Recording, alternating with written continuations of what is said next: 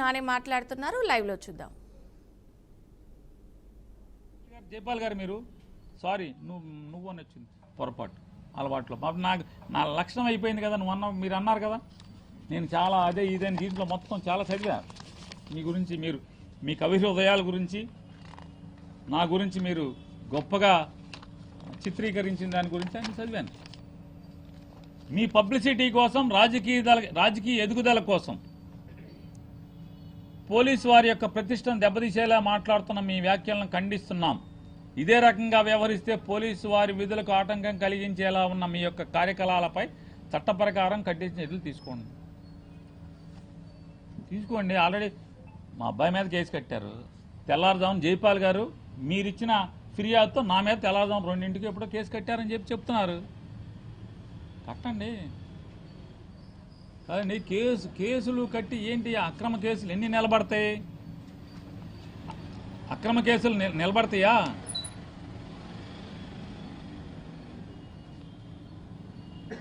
Publicity ఎవరిది? Publicity కాదు sir, ఎవరిది జైపాల్ గారు పబ్లిసిటీ? ఎవరిది పబ్లిసిటీ అంటున్నా?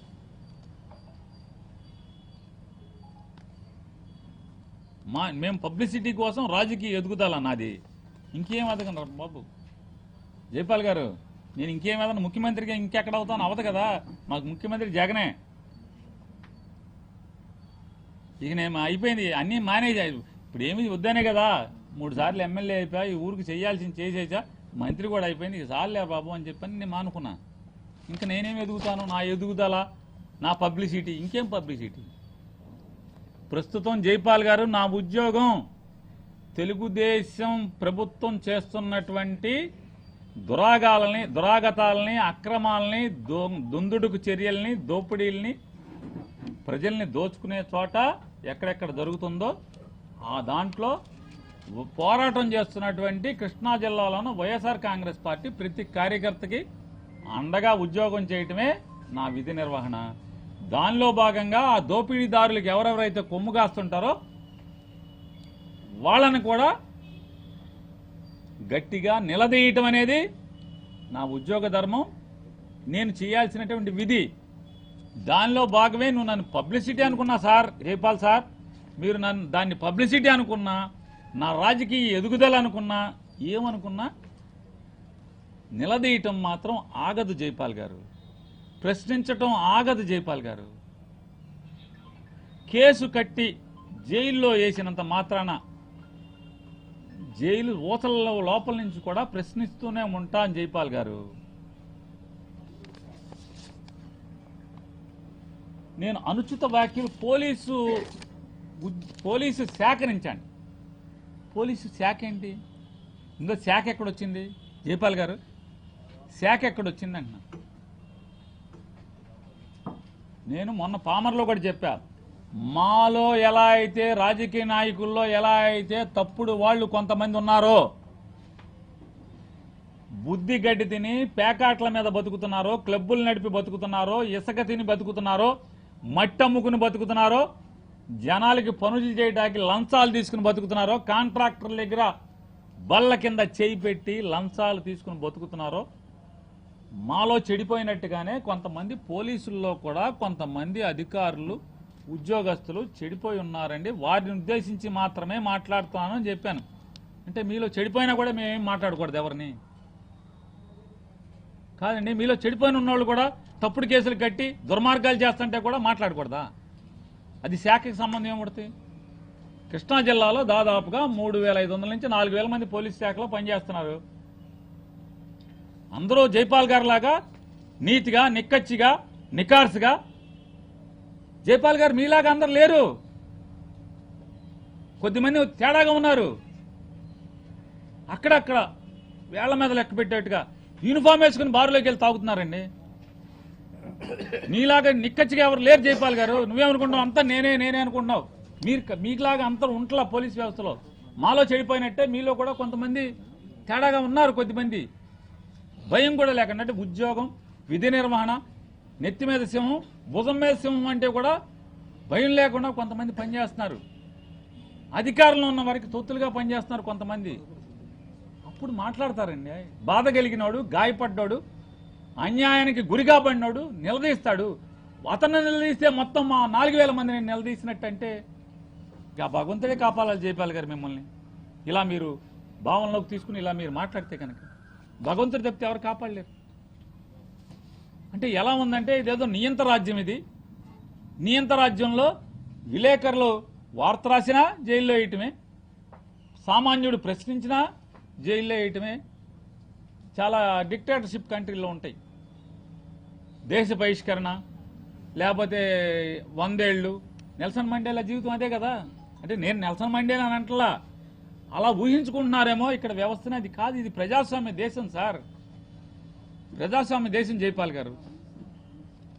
4000 మంది పోలీసులు, కృష్ణా జిల్లాలో ఉన్నటువంటి 4000 మంది పోలీసుల్లో అందరూ జైపాల్ గారు లాంటి వాళ్ళు అయితే అసలు బాధ ఎందుకు? ధర్మం 4 పాళ్ళ జమ్ జమ్ అని నడుస్తుంది కదా. ఏ జైపాల్ గారు, నేనంటున్నా మిమ్మల్ని స్ఫూర్తిగా తీసుకుని, జైపాల్ గారు మిమ్మల్ని స్ఫూర్తిగా తీసుకుని 4000 మంది పనిచేస్తే అసలు తగ్గు ఎందుకు? అసలు ప్రజలకి పోలీసు వ్యవస్థకి ఫ్రిక్షన్ ఎందుకు ఉంటుంది? అసలు ఉండదు కదా. నేను ఎస్పీ గారిని కూడా రిక్వెస్ట్ చేస్తున్నా, జైపాల్ గారితో మొత్తం జిల్లాలో ఉన్నటువంటి 4000 మందికి మోటివేషన్ క్లాసెస్ ఇప్పించండి. వారిని ఆదర్శంగా తీసుకుని ఎక్కడ పొరపాట్లు చేయకుండా, వేధింపులు చేయకుండా, అధికారంలో ఉన్నటువంటి రాజకీయ నాయకులకి తొత్తులుగా మారకుండా వాళ్ళని ఎక్కడెక్కడైతే అందరిని అంట్లా, ఇందులో నికార్సైన వాళ్ళు బోలంతమంది ఉన్నారు, అద్భుతమైన వాళ్ళు. జీతంతో తప్పితే పొరపాటును కూడా గడ్డి కర్రనాళ్ళు ఎంతమంది ఉన్నారు? 4000 మందిలో దగ్గర దగ్గర 3000 మంది పైచిలకు మందే నిజాయితీగా నికార్సుగా బతికే పోలీసులు ఉన్నారు. సమాజాన్ని కాపాడాలని ఉన్నవాళ్ళు. ఎవరన్నా అధికారి తప్పు చేస్తుంటే పక్కకి వెళ్ళి తిట్టుకునే వాళ్ళు ఉన్నారు, టోపీ తీసి తిట్టుకునే పరిస్థితులు ఉన్నారు. ఏంట్రా బాబు ఇంత దుర్మార్గం చేస్తున్నారని చెప్పని. వాళ్ళెవరి గురించి ఎందుకంటే నెత్తి మీద చూస్తారు, శాల్యూట్ కొడతారు, బంగారంలా కడుపులో పెట్టుకుంటారు ప్రజలు. వాళ్ళందరినీ మీరు దుర్మార్గుల్ని మంచి పోలీసులని అందరిని ఒకటే ఘాటును కట్టేసి మేమంతా అంటే ఎట్లా సార్? ఇది జరగదు జైపాల్ గారు. ప్రశ్నిస్తారు సార్. వారు ఏమంటారంటే, నాని గారు అర్థం చేసుకోవాల్సింది ఏమనగా పోలీసు వ్యవస్థ ఆధారితంగా పనిచేసేవారు మీరు అన్నట్లు సొంతంగా ఇష్టం వచ్చినట్లు పనిచేయరు. చూడండి నవ్వుతున్నారు, వెనకాల ఉన్న విలేకరులు కూడా నవ్వుతున్నారు ఈ మాట. సొంతంగా మొత్తం ఎవరి మీద ఆధారపడరంట, సొంతంగా ఇష్టం వచ్చినట్టు పనిచేయరంట, దానికి రూల్స్ ఉంటాయంట. కాబట్టి ఇక్కడ వేస్తాము అక్కడ వేస్తామని మాట్లాడటం సబబు కాదంట. అంటే నాకు తెలిసినంత వరకు ఊరికి సదా చెప్తున్నా, ఈ గవర్నమెంట్ అంటే చంద్రబాబు నాయుడు గారి గవర్నమెంట్ రాగానే, ఈ రెడ్ బుక్ రాజ్యాంగం రాగానే పామర్లో అప్పుడున్న ఎస్పీ గారు డిఐజీ గారు కలిసి ఒక సర్కిల్ ఇన్స్పెక్టర్ గారికి పోస్టింగ్ ఇచ్చారు. అతను జాయిన్ అయ్యారు. వారు జాయిన్ అయ్యాక వెంటనే అతను ఖాళీ ఎందుకు చేయించారు? ఏం తప్పు జరిగిందని? చెడ్డోడైతే అక్కడ పోస్టింగ్ ఎందుకు వేశారు? చివరికి వేరే మంత్రి గారు పోట్టాడి తీసుకెళ్లి 4 జిల్లాల అవతల వేసుకున్నాడు కదా. దాన్ని ఏమంటారు నాకు తెలియదులేండి. మీరు చిలకలపూడిలో ఉండంగానే తాలూకాలో 2014లో కూటమి ప్రభుత్వం కుల రవీంద్ర గారు, అంటే నీకు గుర్తు చేయడం కోసం చెప్తాను, కుల రవీంద్ర గారు మంత్రి అవ్వంగానే 14లో ఒక సిఐ గారిని, ప్రస్తుతం పశ్చిమ గోదావరిలోనో తూర్పు గోదావరిలోనో అక్కడ ఉన్నట్టున్నారు వారు, లేకపోతే ఆ కోనసీమలోనో, వారు మచిలీపట్నం తాలూకాలో పోస్టింగ్ రాగానే వారిని జాయిన్ అవటానికి వీల్లేదు, జాయిన్ అయ్యాటానికి వీల్లేదు, నువ్వు స్టేషన్లో ఉంటే బాగోదని చెప్పని అతనికి ఫోన్ చేసి ఎస్పీ గారికి ఫోన్ చేస్తే, అప్పుడున్న ఎస్పీ గారికి, ఇప్పుడు రిటైర్ అయిపోయినటువంటి ఒక డిఐజీ గారు కొల్లు రవీంద్ర గారి ఇంటికి వచ్చి, ఆయన నేను ప్రోగ్రాంలో ఉన్నామంటే 2 గంటలు వెయిట్ చేసి డీజీపీ గారు ఇలా మీకు నచ్చజెప్పమన్నారని చెప్పినా కూడా అతన్ని జాయిన్ చేయలేకపోయారు కదా.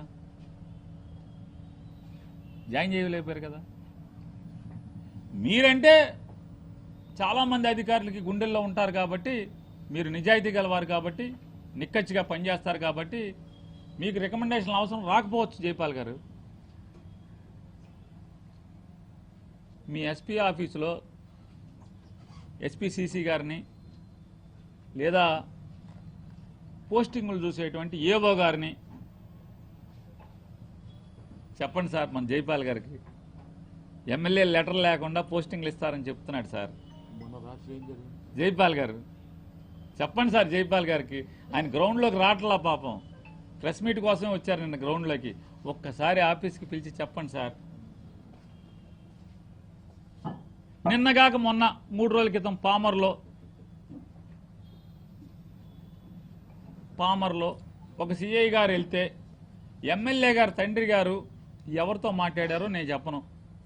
వెంటనే ఆ సిఐ గారు వెంటనే వెనక్కి ఎత్తుకు వచ్చేసాడు. రాత్రి సాయంత్రం చేరాడు, సూర్యుడు మళ్ళీ లెక్క ముందుగానే వెనక్కి వచ్చేసాడు. ఎందుకు వచ్చేసాడు? ఏమంటారు దాన్ని? ఎవరు మాట్లాడారు? ఎమ్మెల్యే గారు తండ్రికి ఏం పని సార్? లోకం మారిపోయింది జైపాల్ గారు. మీరు ఎక్కడో ఉండిపోయినట్టున్నారు, టైం మెషిన్లోకి వెళ్ళిపోయినట్టున్నారు. మీరు ఉద్యోగంలో చేరిన కొత్తలో ఉన్నప్పుడు ఎట్లా ఉందో అలాగే ఉందనుకుంటున్నారు పోలీస్ వ్యవస్థ అంతా. ఆ టైం మెషిన్ నుంచి ఒకసారి మళ్ళీ బయటికి రండి. చుట్టూ ఏం జరుగుతుందో జిల్లాలో ఒకసారి చూడండి సార్. చూడండి సార్ ఒకసారి. లేదు నిజంగానే తెలిస్తే ఆత్మవంచన తప్పు కదా, హిపోక్రసీ కదా. మీరు పలు సందర్భాల్లో పోలీస్ శాఖను బెదిరిస్తూ నెవర్ జైపాల్ గారు, పేరుని నాని ఎవడు ఇంతవరకు పోలీసు శాఖను బెదిరించలేదు. పోలీసు శాఖలో అధికార పార్టీ యొక్క అధికారంలో ఉన్నటువంటి ఎమ్మెల్యేలకి మంత్రులకి తొత్తులుగా వ్యవహరిస్తున్న వ్యక్తులు మాత్రమే, ఎవరైతే వ్యక్తులు ఉన్నారో పోలీస్ వ్యవస్థలో పనిచేస్తున్న ఉద్యోగస్తులు ఉన్నారో వారిని ఖచ్చితంగా బెదిరించాను. తప్పుడు వాళ్ళని బెదిరించాలి. మీకు ఒక నేరం చేసిన ముద్దాయిని మీరు తీసుకొస్తే కాఫీ, టీ, బిస్కెట్, పలావ్ ఇచ్చి ఎస్ఐ గారి కుర్చీ ముందు కూర్చోబెట్టి విచారణ చేస్తారా? చెప్పండి జైపాల్ గారు, చేస్తారా? మీరు కూడా స్టేషన్లో చాలా మంది ముద్దాయిలను తీసుకొచ్చారు కదా. అంకుశంలో రాజశేఖర్ తీసుకొచ్చినట్టుగా చాలాసార్లు ముద్దాయిలు మీరు తీసుకొచ్చారు కదా. మీరు కూడా ఇలాగే చేశారా? తేడాగా ఉన్న మనుషుల్ని లైన్లోకి తేటాకి, తప్పయ్యా ఇది నువ్వు చెప్పటాకి. ఎవరికైనా సెన్సిటివ్ అయితే మాటతో చెప్తారు. ఆ సెన్సిటివ్నెస్ పోయి బాగా మందంగా అయిపోయినప్పుడు ఏం చెప్తారు? గట్టిగానే వార్నింగ్ ఇస్తారు. అంటే సమాజంలో ఉన్నటువంటి వ్యక్తులు తప్పు అంటే కాకి యూనిఫామ్ మాటున పాపాలు చేస్తున్నా, తప్పులు చేస్తున్నా, అధికారిక పార్టీకి లోబడి వేధింపులు చేస్తున్నా ఏమీ అనకూడదు. అతన్నంటే మమ్మల్ని అందరినీ అన్నట్టే. అంటే ఆయన లంచం తీసుకుంటే మిమ్మల్ని అందరూ తీసుకున్నట్టేనా? ఒక పోలీస్ అధికారి లంచంలో సస్పెండ్ అయితే మీ అందరూ సస్పెండ్ అవుతున్నారు? అవ్వట్లేదు కదా.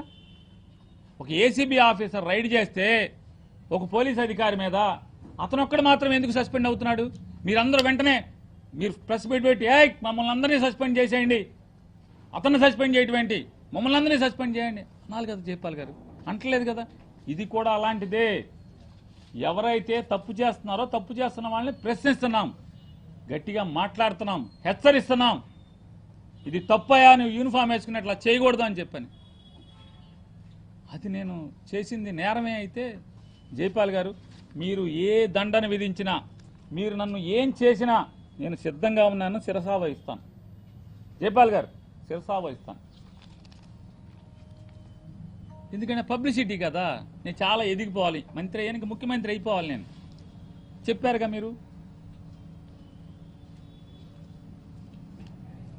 మీరు పలు సందర్భాల్లో పోలీస్ శాఖను బెదిరిస్తూ పోలీస్ స్టేషన్లకు వచ్చి సిఐలను సిబ్బందిని సిఐల్ని బెదిరించాను.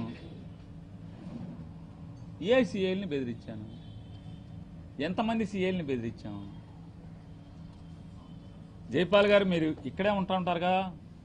ఎందుకో నాకు వయసు మీరిపోయా, వయసు మీద పడే తెలియదు కానీ నాకెందుకో ఎప్పుడు జైపాల్ గారు బందర్లోనే ఉద్యోగం చేస్తున్నట్టు నాకు అనిపిస్తుంది. అలా మేబీ మీ మీద ప్రేమతో కలవచ్చు. మీరు ఎప్పటి నుంచో ఇక్కడే ఉంటున్నా అంటే నా కల అయితే తప్పు నాదే, నేను వెనక్కి తీసుకుంటాను. కొల్లు రవీంద్ర గారు మంత్రిగా ఉండి మంత్రిగా లేకుండా ఎంతమంది సిఐల్ని అసభ్యంగా మాట్లాడి దూషణ చేసి అమర్యాదగా మర్యాద పోగొట్టి కించపరుస్తూ తిట్టినటువంటి ఎన్నో వీడియోలుంటే ఒక్కరోజు కూడా జైపాల్ గారు బిజీ బిజీ బిజీ జైపాల్ గారు బిజీ అప్పుడు ఒక్కరోజు కూడా కొల్లి రవీంద్ర గారి యొక్క ఈ ప్రెస్ అంటే అధికారులతో దూషణ పర్వం మంత్రిగా ఉండి ఇన్సల్ట్ చేసినవి ఇప్పుడు మాట్లాడాల మీరు బిజీగా ఉండుంటారు బహుశా బాగా పోలీసు విధి నిర్వహణలో బిజీగా ఉండుంటారు ఇవాళ నేను ఖాళీ మీకు ఖాళీ దొరికినట్టుంది నేను ఖాళీగా ఉన్నట్టే వచ్చి మీరు ఇదంతా కూడా మీ కవి హృదయాల్ని మొత్తం అంతా కూడా చేశారు.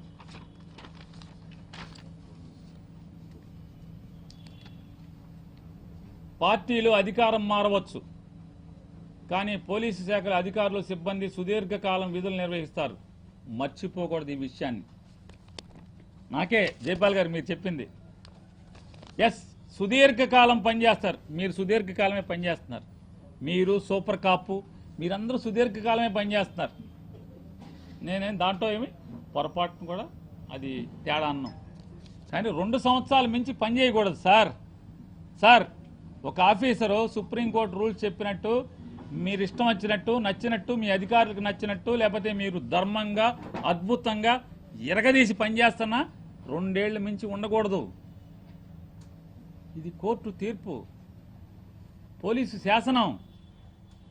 ఉండకూడదు. 2 ఏళ్లకి మారిపోవాలి. సుదీర్ఘకాలం చేయటానికి కుదరదు సార్. ఇది మరి ఎక్కడ నేర్చుకున్నారో ఈ సర్వీస్ రూల్స్? మరి నేర్పలేదా అంటే మీకు అనిపించడం ఉండొచ్చు. నేను ఎక్కువ కాలం ఇక్కడే ఉంటున్నాను కాబట్టి సుదీర్ఘకాలం అందరూ కూడా అలాగే ఉంటారు అనుకోండి. లేదు, అందరూ మారిపోతున్నారు. మీరు చోట్ల అందరూ 2 ఏళ్ళకి మారిపోతూ ఉంటారు. మీరు కూడా సభ్య సమాజమే కదా. మీరందరూ తలకాయ దించుకుంటున్నారా? మీరు జైపాల్ గారు మీరు మీ స్నేహితులందరూ తలకాయ దించుకుంటున్నారా? మళ్ళీ పోలీసు శాఖ మాట మాటికి పోలీసు శాఖ